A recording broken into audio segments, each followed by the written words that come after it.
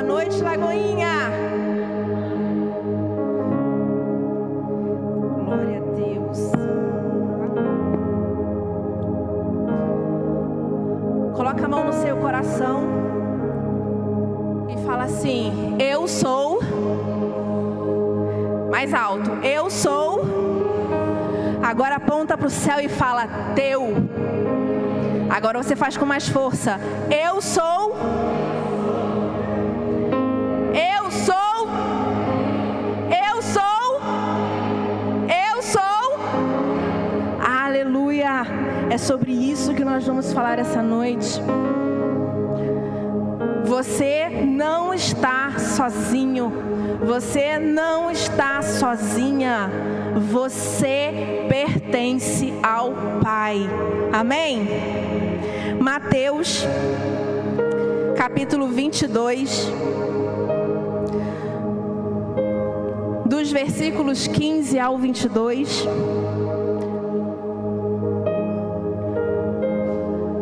Então os fariseus saíram e começaram a planejar um meio de enredá-lo em suas próprias palavras.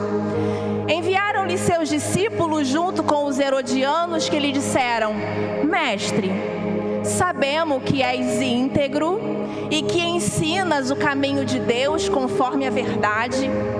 Tu não te deixas influenciar por ninguém, porque não te prendes à aparência dos homens. Dize-nos, pois, qual é a tua opinião? É certo pagar imposto a César ou não? Mas Jesus, percebendo a má intenção deles, perguntou: Hipócritas, por que vocês estão me pondo à prova? Mostre-me a moeda usada para pagar o imposto. Eles lhe mostraram um denário. E lhes perguntou: de quem é essa imagem e esta inscrição? De César, responderam eles. E ele lhes disse: então deem a César o que é de César e a Deus o que é de Deus. Ao ouvirem isso, eles ficaram admirados e, deixando-o, retiraram-se. Uma coisa que me chama muito a atenção nessa passagem é que durante o período em que Jesus esteve entre nós, durante os 3 anos e meio de seu ministério, que ele passeou por toda Jerusalém e Judeia, por todos os lugares que ele foi, os fariseus, os saduceus, eles se preocupavam muito em pegar Jesus em suas palavras. Jesus pregava muita coisa, Jesus pregava as maravilhas do reino, Jesus pregava o amor, Jesus pregava o arrependimento. As principais mensagens de Jesus eram o reino e o arrependimento. E eles ficavam o tempo todo, os fariseus, os escribas, os saduceus, eles ficavam o tempo todo preocupados, se reunindo, arquitetando planos para pegar Jesus em suas próprias palavras. Eles faziam de tudo para pegar uma falha do mestre. Eles queriam que Jesus tropeçasse nas palavras. Eles ficavam vigiando por onde Jesus ia, tanto que nós vemos em várias passagens que por onde Jesus passava, ele ia operando milagres e maravilhas, e sempre tinha um grupo de fariseus atrás, vigiando, querendo a todo custo pegar o mestre numa falha, numa palavra errada, querendo que Jesus se contradizesse, querendo que Jesus falasse alguma coisa que batesse de frente com as leis e com os fundamentos do judaísmo.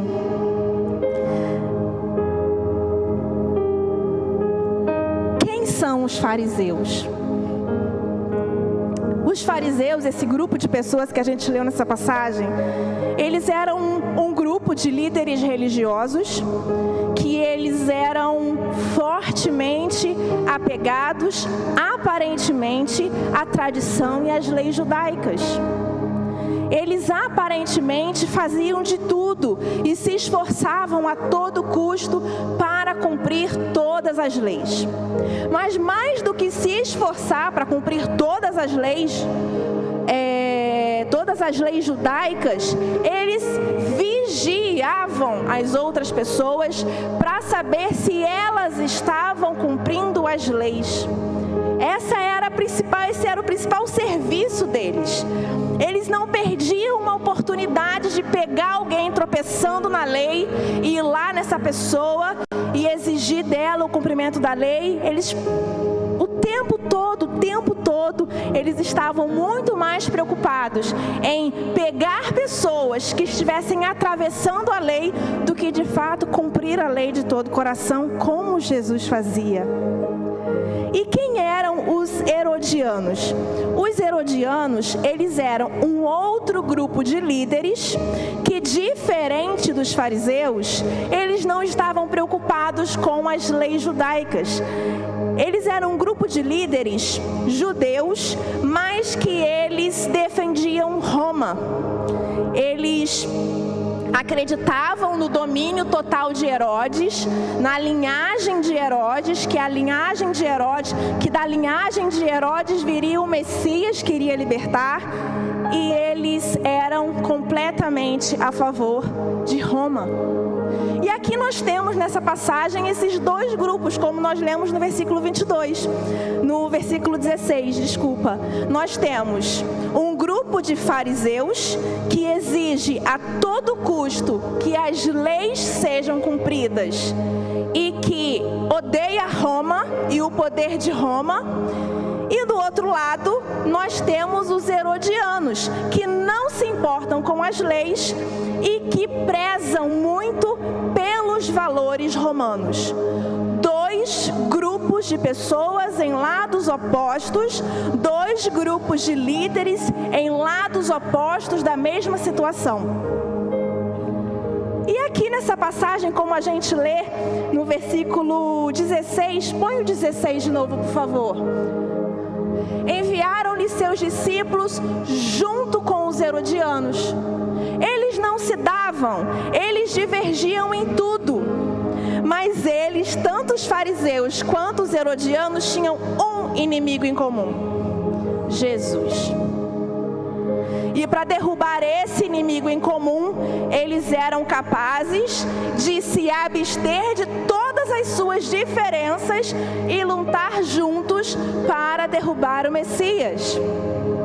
Nós temos aqui fariseus e herodianos, dois grupos que se divergem em absolutamente tudo, dando as mãos juntos. Os fariseus enviando os discípulos junto com os herodianos para tentar de alguma forma derrubar Jesus. E aqui no versículo, permanece aqui, é esse mesmo. E aí eles começam: Mestre, sabemos que és íntegro, eles não odeiam o Messias, por que eles começam a conversa assim, se eles querem derrubar o Messias? Mestre, sabemos que és íntegro e que ensinas o caminho de Deus conforme a verdade. Tu não te deixas influenciar por ninguém, porque não te prendes à aparência de homens. Dois grupos que odeiam o Messias começam o discurso bajulando. E aqui a gente vê que eles começam com a bajulação. Provérbios 29:5 vai dizer assim, Provérbios 29:5: quem adula o seu próximo está armando uma rede para os pés dele. Quem adula, quem bajula o outro, está armando uma cilada para si mesmo. E o que os fariseus e os herodianos estavam fazendo, eram armando uma cilada que eles mesmos iriam cair, mas eles não sabiam disso. Porque eles começam assim, claramente, bajulando, mas já está escrito que quem bajula arma uma cilada para si mesmo. O que eles não sabiam, o que os fariseus e os herodianos não sabiam, é que eles estavam armando uma cilada para si mesmo. E aí eles começaram nesse discurso bonito, nessas palavras bonitas de adulação, querendo pegar o Messias, querendo pegar Jesus e colocar lá em cima, querendo fazer com que Jesus se sentisse muito importante. O que eles não sabiam é que eles não estavam falando com uma pessoa comum. E eles nem sequer estavam falando com o dono da sabedoria. Eles estavam falando com a própria sabedoria. Como é que você arma uma cilada para a própria sabedoria, para a sabedoria em pessoa, para a sabedoria encarnada? E aí isso me faz lembrar um pouco lá em João capítulo 8, não precisa colocar não. Em João capítulo 8, João conta a história da mulher adúltera. Lá em João 8 fala que Jesus estava reunido com alguns seguidores e estava ensinando aos seus discípulos, e aí aparece um grupo de fariseus e escribas carregando uma mulher adúltera. E eles carregam a mulher adúltera, colocam a mulher adúltera aos pés de Jesus e fala assim: a lei diz... eles falam, essa mulher foi pega em adultério. Essa mulher foi pega em flagrante adultério. A lei de Moisés diz que nós precisamos apedrejá-la. O que é que o Senhor diz? Mais uma vez, fariseus e escribas tentando pegar Jesus nas palavras. Porque eu fico pensando o que é que passava na cabeça deles. A lei mandava matar, realmente a lei mandava apedrejar. E aí eu acredito, isso aí já é conjectura minha, que antes deles chegarem a toda essa armação, todo esse planejamento, toda essa carapuça para tentar pegar Jesus, eles planejaram. A lei diz que a mulher pega em adultério precisa ser apedrejada. Está na lei, está escrito. Se Jesus falar que nós podemos apedrejá-la, se Jesus liberar para que nós possamos apedrejá-la como está na lei, o próprio Jesus vai ser cúmplice de assassinato. No entanto, se ele falar para a gente não apedrejar, Jesus vai estar descumprindo a lei. De uma forma ou de outra, a gente pega Jesus nas palavras. Só que eles não sabiam que eles estavam diante da própria sabedoria. E Jesus conhece as intenções do nosso coração. Jesus conhece você por completo. Jesus sabe o que você pensa, o que você diz. Jesus sabe o que você esconde. Jesus sabe aquilo que você não conta para ninguém. Ele conhece todas as intenções e pensamentos do nosso coração.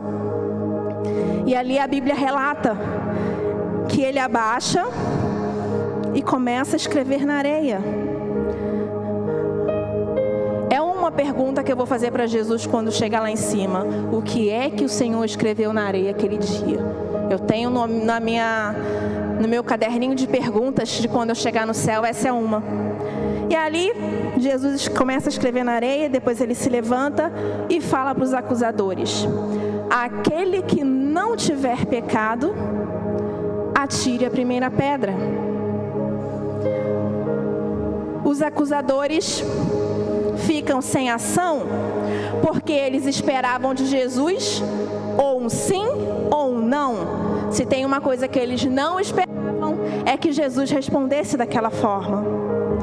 E aí a Bíblia vai falar que um por um, do mais velho ao mais novo, eles foram largando a pedra ao chão, voltando para suas casas. E aí Jesus olha olhos nos olhos daquela mulher e fala: onde estão os teus acusadores? Eu não te condeno. Vai e não peques mais. Eu acho interessante é que eu também fico, quando eu começo a ler uma passagem da Bíblia, eu viajo muito, minha imaginação vai muito longe, criando conjecturas, criando e se. E aí eu fiquei pensando, o que é que será que passou na cabeça daqueles fariseus, daqueles escribas, quando Jesus disse aquela palavra? Por quê? Jesus fala: aquele que não tiver pecado, atire a primeira pedra. eles pensam: se eu atirar a pedra, eu vou estar afirmando que eu não tenho pecado. E se eu afirmo que eu não tenho pecado, eu estou cometendo um pecado. Porque ele estaria se considerando santo, e santo só Deus. E ali eles, sem ação, deixam, e aquela mulher é liberta, para a glória de Deus.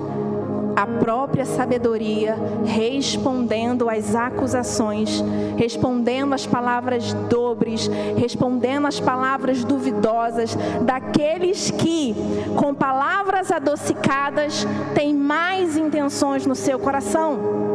E aí, quando eu venho para essa passagem aqui, eu enxergo algo muito similar. No versículo 19, fala assim, de Mateus 22.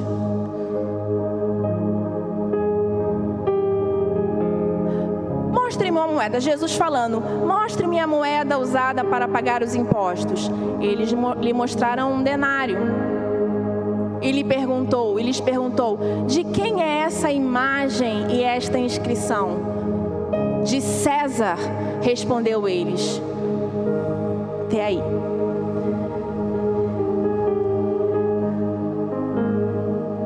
Jesus sabia exatamente qual era a intenção do coração deles. Jesus sabe qual é a intenção do seu coração, com as suas falas. Jesus sabe quando o que você está falando é honesto e está saindo puro de dentro do seu coração. Jesus sabe quando você está falando uma coisa, mas desejando outra. Jesus sabe quando você fala alguma coisa, quando você pronuncia alguma coisa, quando qualquer coisa sai da sua boca de maneira hipócrita, vou dizer assim, a palavra que Jesus usa para falar com eles. Por quê? Porque você fala uma coisa, mas o seu coração age diferente. Jesus conhece exatamente as intenções do nosso coração. Jesus sabe o que você está pensando nesse momento. O seu corpo físico está presente aqui. Eu estou te vendo aqui, mas Jesus sabe se a tua alma está aqui. Jesus sabe aonde a sua alma está nesse momento. E quando eu falo de alma, eu estou falando das suas emoções. Jesus sabe se você está aqui presente de corpo, mas a tua mente está em outro lugar. Jesus sabe se você está sorrindo aqui, mas o teu coração está triste, entristecido. Jesus sabe cada lágrima que você derrama e aquelas que você não derrama também. Jesus conhece o seu interior. Ele formou você por completo, corpo, alma e espírito, foi formado por Deus. Ele sabe quem é você. Ele sabe quem é você em todos os seus pensamentos. Os pensamentos do passado, os pensamentos do presente, os do futuro. Ele conhece os seus planos. Ele sabe, mesmo que você não tenha falado para ninguém, o que você está pensando em fazer quando sair daqui. Mesmo que você não fale para Ele qual é a sua necessidade, Ele sabe, porque Ele conhece você. Ele conhece teus acertos, Ele conhece o teu esforço para acertar, Ele conhece os teus erros, e Ele conhece aqueles erros de que você não se arrepende de ter errado. Ele conhece o arrependimento do teu coração, e Ele conhece a falta de arrependimento do teu coração. Você pode enganar as pessoas que estão aqui, as pessoas que estão do teu lado, à frente de você, atrás de você, mas ninguém engana o Messias, ninguém engana Deus. Jesus fala nessa passagem que Ele conhece as intenções do coração. Ele conhece as suas intenções. Intenção é aquilo que acontece antes de você fazer qualquer coisa. Antes de você falar, antes de você fazer, vem a intenção. A intenção é aquilo que nasce no seu interior. É o impulso no interior coração e da sua alma. De lá vem a intenção. E aí você escolhe na sua mente se você vai praticar ou não. Você sempre tem uma escolha a partir da intenção do seu coração. Deus te deu a capacidade de raciocinar. Ninguém age sem pensar por completo. Quando você perde as estribeiras e diz agir sem pensar, mentira. No seu interior você já estava enraivecido. No seu interior aquele sentimento já estava brotando dentro de você. Você só não raciocinou direito antes de agir. É essa a intenção do coração, aquela que nasce na sua alma. Não adianta tentar bajular Deus, bajular o Messias com palavras bonitas. Não adianta você chegar aqui e cantar e levantar as suas mãos e adorar, bajular o Messias com palavras bonitas, quando Ele conhece a intenção do seu coração. Ele sabe se o seu levantar de mãos é estético para sair bem na foto, ou se o levantar de mãos é de um coração arrependido, de um coração quebrantado. Você pode sair bonito no Instagram, mas como é que está o seu coração naquela foto? Jesus não está preocupado com fotografia. Ele não está preocupado se você vai sair bem, se você está sendo bem iluminado por essas luzes artificiais. Ele está olhando as intenções do seu coração e te vendo por dentro.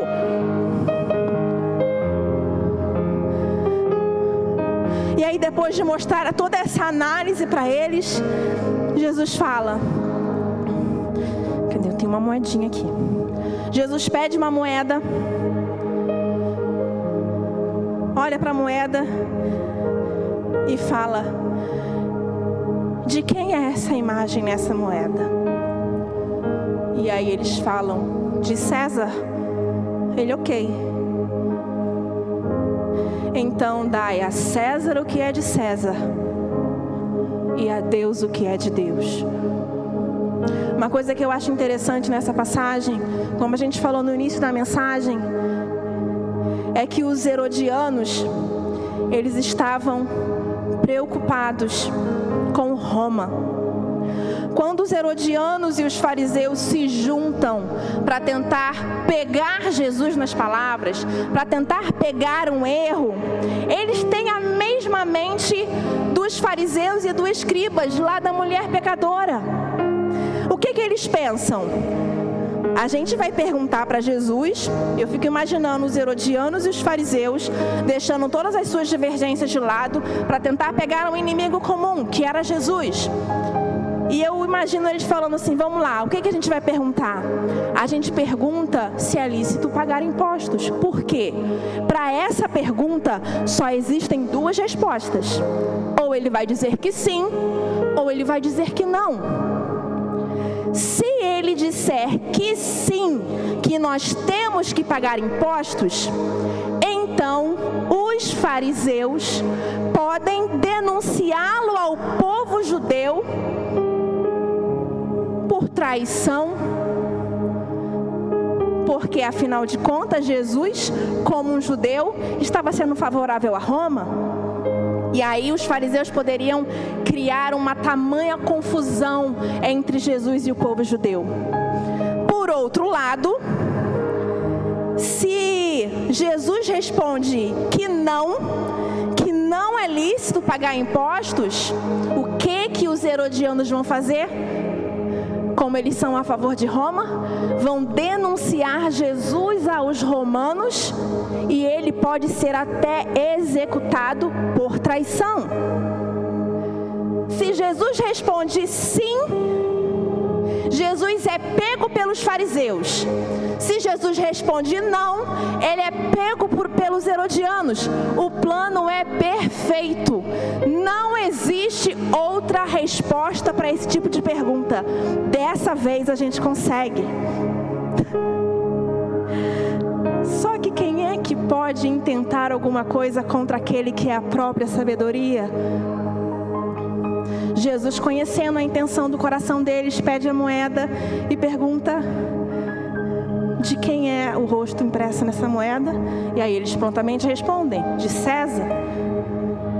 E aí Jesus fala: então dai a César o que é de César e a Deus o que é de Deus. É como se ele estivesse respondendo para os herodianos: dai a César o que é de César, e estivesse respondendo para os fariseus: dai a Deus o que é de Deus.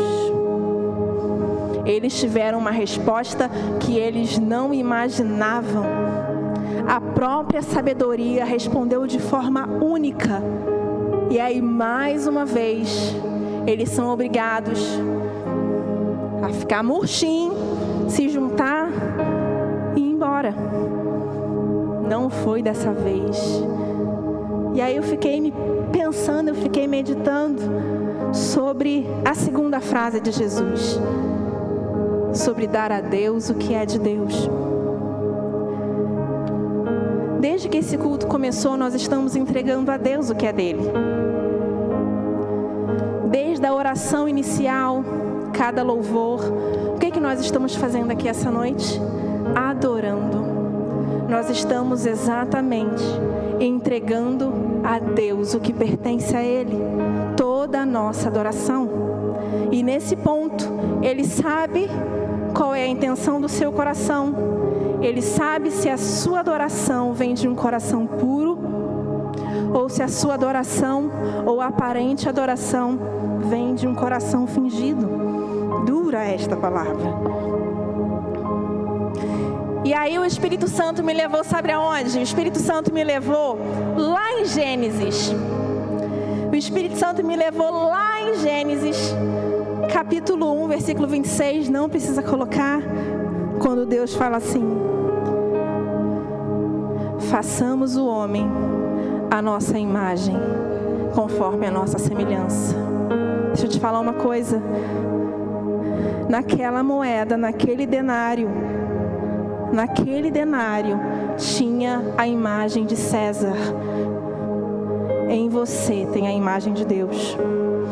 Então você dá a César o que é de César, mas você dá a Deus o que é de Deus. Você é a imagem de Deus. A moeda tem a imagem de César.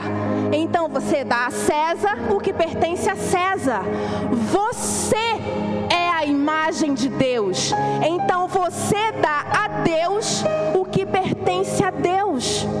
Você mesmo, a sua vida. Você foi feito à imagem e semelhança do Criador. Você pertence ao Criador. Foi Ele que te criou, foi Ele que te formou, foi Ele que te fez. Ele te desenhou do jeito que você é. Ele te fez assim. Ele colocou sonhos no seu coração. Ele colocou projetos na sua mente. Você é do jeito que Deus quis que você fosse. Você é a imagem de Deus.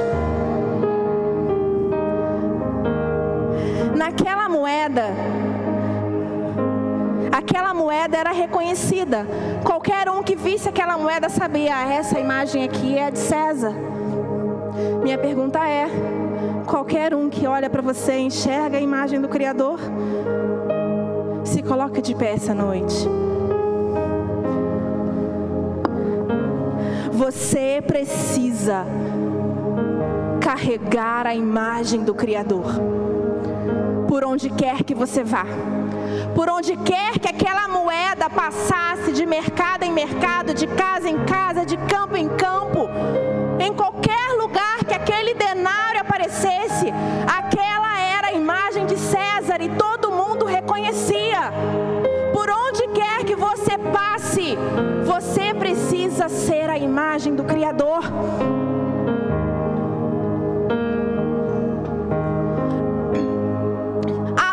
Que brilha em você precisa brilhar.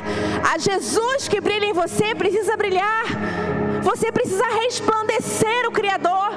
As pessoas, por qualquer canto que você esteja, por onde quer que você vá, nas ruas, no trabalho, na escola, qualquer lugar que você esteja, no seu ambiente familiar, você precisa carregar a imagem do Criador.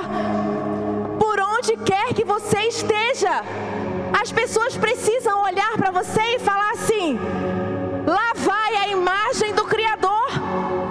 As pessoas precisam olhar para você e falar assim: lá vai um filho de Deus.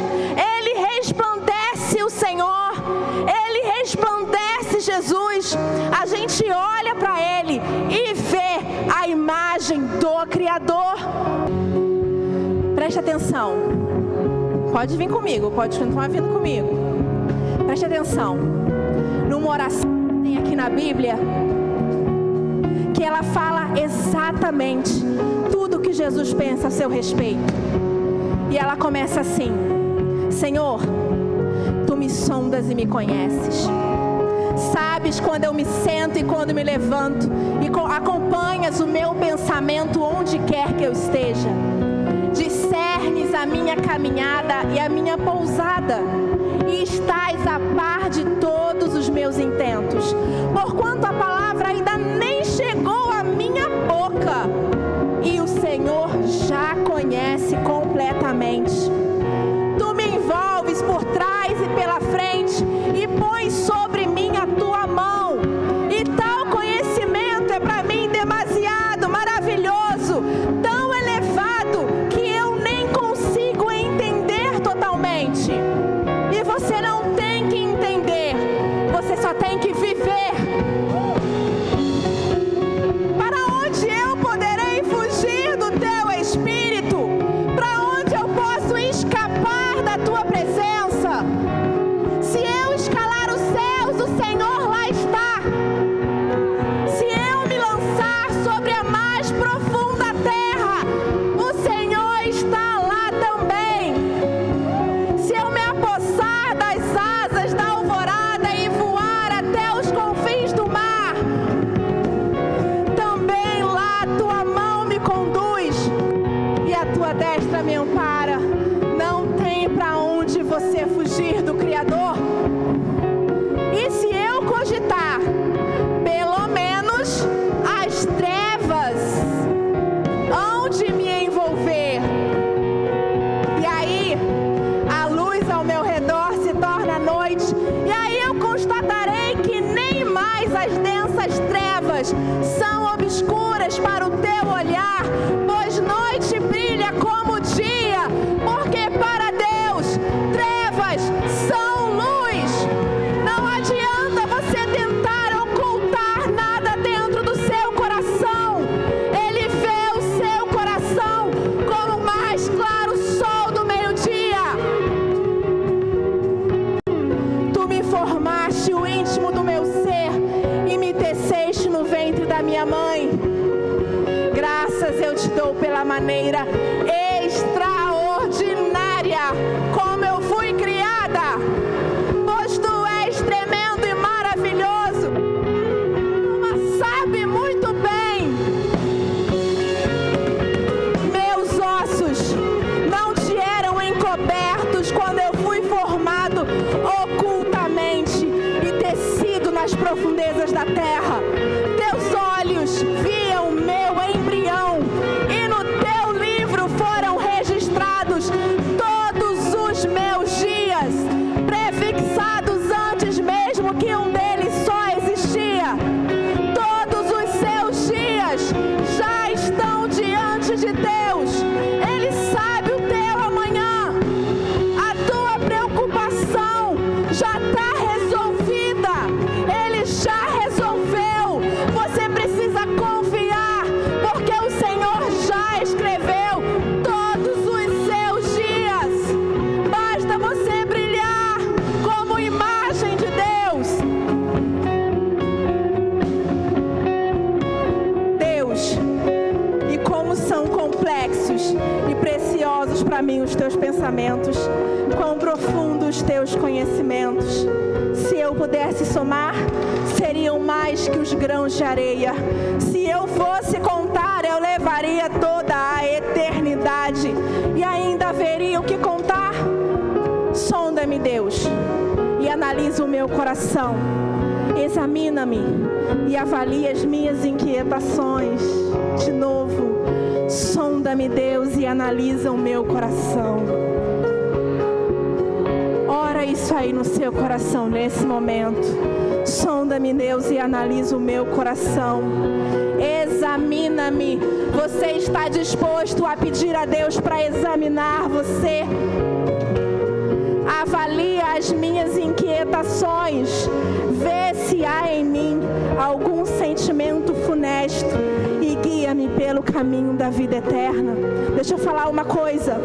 Sabe por que não adianta você ficar o tempo todo se preocupando com o amanhã?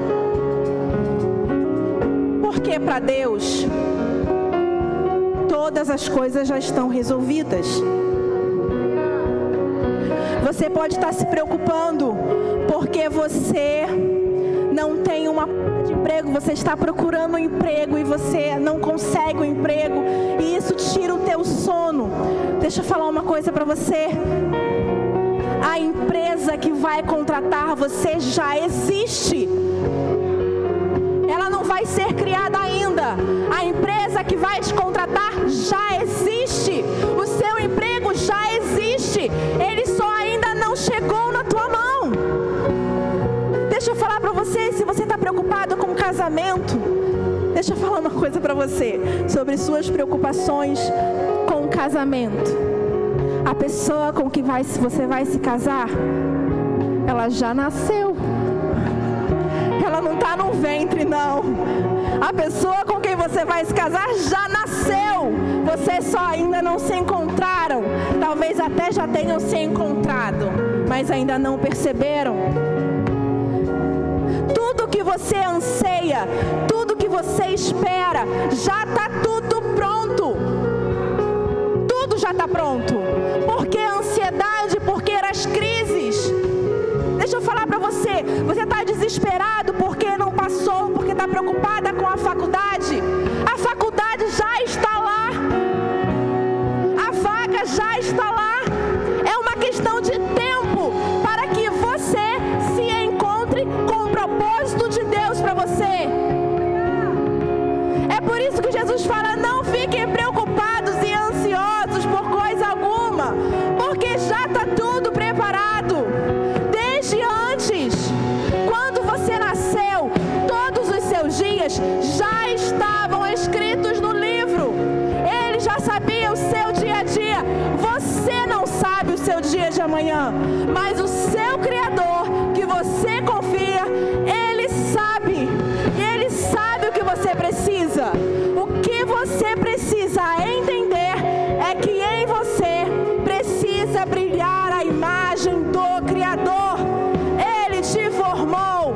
Você é dele. Coloca a mão no seu coração agora e faz essa oração junto comigo. Repete as palavras que eu disser aí, baixinho no teu íntimo. Senhor, eu sei que todos os meus dias estão escritos no teu livro. Eu sei que eu não preciso estar ansioso por coisa alguma. Eu sei que eu não preciso estar entristecido por coisa alguma. Eu sei que o Senhor conhece todas as minhas preocupações, todas as minhas dores, todas as minhas aflições, todas as minhas angústias. Eu sei que o Senhor conhece cada lágrima que eu derramo. O Senhor está a par de todos os meus sentimentos. E eu quero nesse momento dizer que eu estou buscando o teu reino, que eu estou buscando a tua face. E eu vou dizer agora do fundo do meu coração que eu confio em ti. Eu vou dizer agora do fundo do meu coração: a minha confiança está em ti. E se por um acaso as preocupações retornarem à minha mente, Se por um acaso a crise de ansiedade retornar à minha mente, se por um acaso a crise de tristeza e depressão retornar à minha mente, por favor, me lembre que todos os meus dias estão escritos no teu livro. Se por um acaso eu fraquejar na dor, eu fraquejar na tristeza, fraquejar na ansiedade, me lembre que eu sou a imagem do Criador. Me lembre que tudo está nas suas mãos. Me lembre de que a minha confiança precisa estar em ti. Me lembre que o Senhor sabe do meu amanhã. Me lembre que todo o meu futuro já está traçado de acordo com os teus planos, e aquieta minha alma. Aquieta minha alma, Senhor. Aquieta minha alma. Sara minha dor e aquieta minha alma. Quem fez essa oração comigo? Quem fez essa oração pela primeira vez? Se você fez essa oração pela primeira vez, eu vou pedir você para vir aqui à frente comigo.